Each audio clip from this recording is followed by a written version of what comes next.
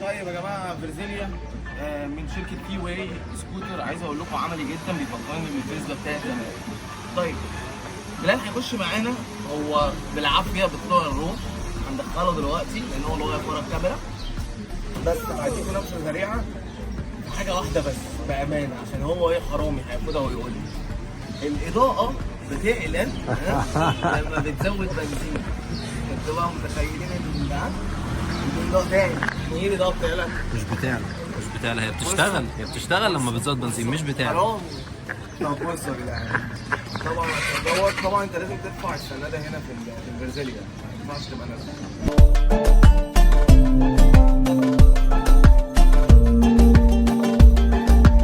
طيب بصوا يا شبابنا، زي ما اتفقنا الاضاءه بس مش هنشغلها دلوقتي عشان لازم نزود، لا الاضاءه بتشتغل لما بتزود بنزين، تمام كده. طبعا مستر بلال، استاذ احمد حسن، عندكم في الكامل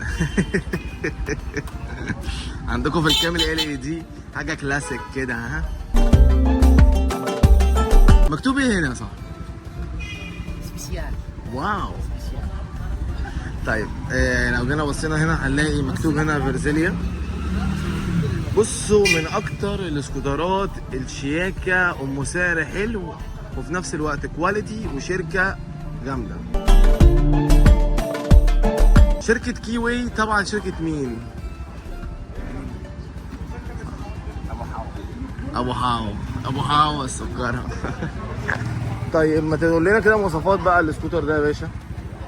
بص يا باشا، 150 سي سي، 150 سي سي، فرامل CBS، ايوه، عداد شاشة ديجيتال، حصل، اضاءات ليد، اديله 2 مساعد امامي 2 خلفي، ولا انت واحد اللي بعده بتاع بصمه 5.5 لتر. طب ثانية، هو مفتاح بصمة كيلس ولا مفتاح بصمة؟ الاثنين. انا لسه بس كنت انت مخبيه ورا البتاع. عندك درج كبير جدا جدا. تعالى اوريك. حلو، في مكان اهو تحط محفظتك، في مكان هنا عشان شاحن USB. هو في تحت USB مودم اهو موجود. هنا. ماشي، المهم ان في يا جماعة. مساحتها محترمة جدا. الشنطة تاخد خوذة؟ تاخد خوذة، ممكن خوذة. هي نورت ولا لسه؟ لا لسه، ما انت لازم تزود بنزين. اهي. شفتوا هو زود بنزين راح الاضاءه ايه طالعه. بصوا كده، عايز اقول لكم بجد يعني ديزاين جامد جدا. يعني طب انا بحس ان هو عامل شبه الفيسبا بتاعت زمان بس على المودرن بقى، الشكل الرايق. انا مثلا بيحب يزمر، متقعد كده بلال اقعد عادي، يعني قعده السواقه. بلال 189 واحمد حسن اهو راكب وراه. احمد انت قاعد كويس؟ شايف الكرسي مظبوط معاك؟ الاثنين اهم راكبين، يعني حاجه شبابي جميله كده ما شاء الله، الله اكبر. وعامل لك فتحات للتهويه، المكان اللي بيسند عليه رجله. بصوا في الجزئيه اللي هناك دي، في طبعا عصايه منافله، دبوس جانبي، سناده نص، 150 سي سي، كربيراتير، حساس فصل. يعني بصوا حساس الفصل ده، بصوا فصل السكوتر اهو. تاني هوريكم بقى حته الاضاءه. ده هو دلوقتي بلال هيدور دور، مفيش اهو خالص اضاءه. باشا ما تحطش ايدك دي وخليك بدي على المقبض بس. بص،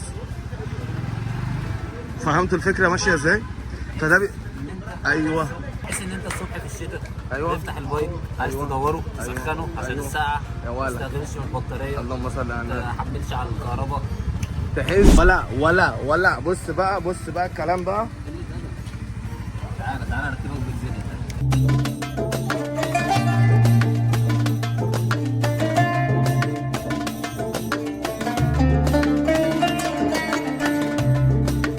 هنا كام؟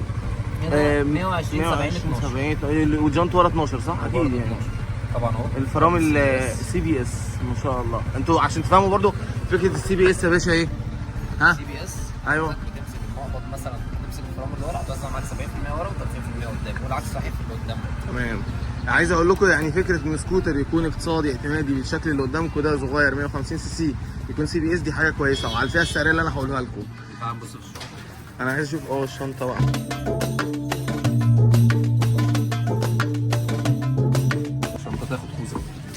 احمد ما تجيب لنا خوذه، هات لنا خوذه هاف. ده فول على فكره، تاخد خوذه ينفع فول؟ تاخد خوذه فول. هات لنا عايز خوذه اوريك فول بقى يعني. مرايات برضه. المرايات برضه يا باشا، هات يا باشا. المرايات بتاعتها تحفه. حاجه كلاسيكي رقم واحد. بصوا بقى كده ما شاء الله. انا عاجبني قوي فكره ان هو عطيك نفس اللون بتاع السكوتر يعني. بصوا يعني كل سكوتر بيبقى نازل بس على بالمرايه لون السكوتر. بصوا احمد جاب لنا خوذه برضه ايه مش اه طبعا تيجي كام؟ تيجي لا تيجي طبعا يعني. كام مش هتيجي. هتيجي والله تيجي. طب تيجي نراهن دي كده جايه، تعالى نروح. دي كده جايه، بس انا من وجهه نظري ان الفول كمان هتيجي. جت اهي يا عم، وقعدت تقول لنا لا انزل كده. ما كنتش اعرف الموضوع ده. هتقفل ولا هيطلع هو صح؟ اه ده ممكن اللي معاه. طيب بصوا دي الحاجات اللي احمد كان عايز يقول لكم يعني بس هو ما اتكلمش. الكتالوج، العده والفبرات بقى اللي بتركب. دي المساحه الداخليه ودي بتمسك البطاريه.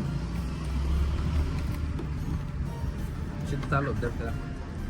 انت بتتكلم على دي؟ للاسف لا مش تيجي اللي كده. انزل كده. احنا بنحاول نجرب لكم برضه عشان تبقوا عارفين هتيجي ولا لا. طب انا هسألك سؤال. امسك كده يا باشا. بص طب لو عملنا كده ايه ده؟ لا انا فكرتها موديل ده. كنت هفتح سيكا. خلاص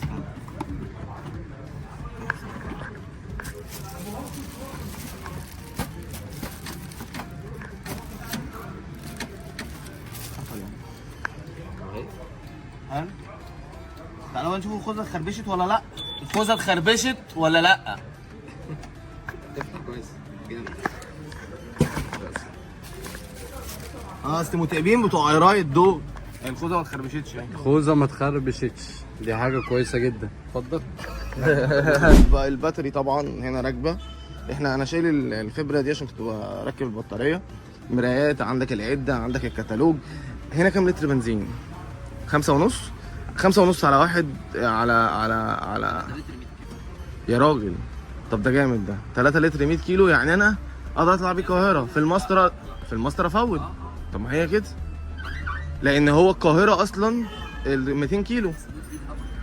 طب باشا ما انا طلعت بالفيدل القاهره قسما بالله يا جدعان. طالما انت مصين الحاجه ومش في جو حر قوي تمام تطلع معاك. رجاله عندك هنا المقابض والكتل زي ما انتم شايفين كده. العداد ديجيتال فيها اللي انت بتفتح منها الكونتاك. عندك الريموت، في انذار تمام. في انذار نازل تابع للشركه. بصوا في الانذار بالصوت اللي انتم سامعينه ده على العموم يعني، مش الصوت العالي اللي احنا عارفينه. وعندك هنا بصوا عاملين هيدن لايت في المفتاح تمام زي ما اتفقنا. وكيلس، وينفع كمان ان انت تدخل المفتاح من هنا من الجزئيه دي. وعندك زرار فصل المارش وزرار المارش وزرار فصل وزرار انتظار كمان. هوريك طبعا الاضاءات، مقابض. عايزين بقى نشوف شكل العداد. بصوا بقى شكل العداد ما شاء الله الله اكبر. عداد فيه كل حاجه، الساعه، الار بي ام، البنزين، كيلومترات، كل حاجه موجوده قدامك في شاشه صغيره.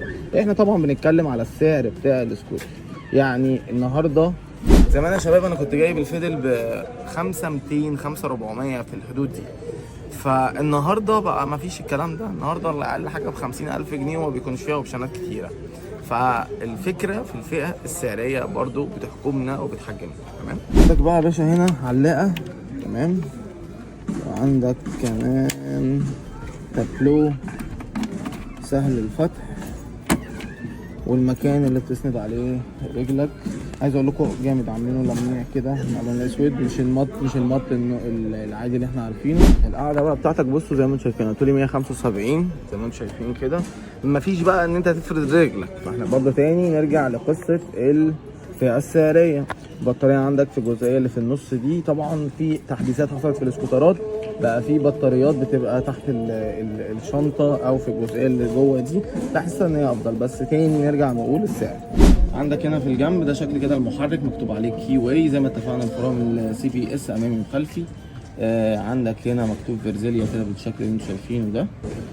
البطيخه الجانبيه اللي هي بتفكرني بالفيسبا بتاعت زمان بس على شكل مودرن شويه ومطعمينها باللون الرمادي اللي في الجنب ده. طبعا كلمه كي واي زي ما اتفقنا هي اتحاد مع شركه بنيلي. وعندك هنا المكان اللي بيسند على رجله وراكب الخلفي بيتفتح كده تمام. وعندك اماكن كده للتهويه شكلها كويسه. طبعا مكان بتسند على رجلك ومزود بقطع من الجلد عشان رجلك طبعا ما تتزحلقش. عندك الدبوس الجانبي فيه جهاز فصل وعندك سناده نص تمام كده. وعجبني قوي التطعيمات الصغيره دي، يعني بصوا الرفرف مطعمينه بالرصاصي كده عطي شكل جمالي. يعني طبعا العلامه بتاعت كي واي عشان الناس اللي ما تعرفش، السكوتر 150 سي سي كاربراتير، هو تبريد هواء.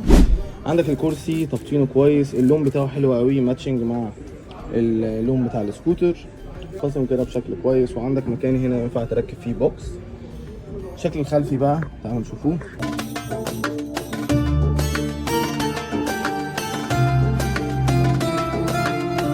الاضاءات LED شكلها حلو قوي، والمكان بتاع النمر. وده شكل الاوكسوس زي ما انتم شايفين كده، متطعم بحته معدن مش فبر.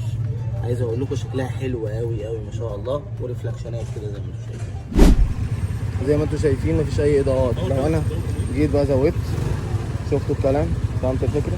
صوته هادي ناعم جدا ما شاء الله. بصوا الRPM هنا